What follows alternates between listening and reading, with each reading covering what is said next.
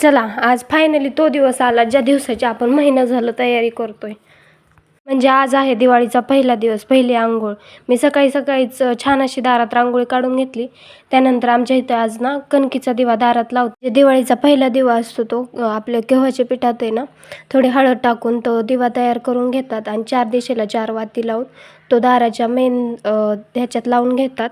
नंतर मी घरातली सगळी कामे आवरून घेतली. नंतर स्वयंपाक केला आणि माझ्याकडे ना खूप साऱ्या पंत्या होत्या, म्हणजे गेल्या वर्षीच्या काही होत्या आणि यावर्षी काही आणलेल्या होत्या. सगळ्या सिंपल होत्या, त्याच्यामुळे म्हटलं काही पंत्यांना आपण डेकोरेशन करू, म्हणजे पेंटिंग करून घेऊ.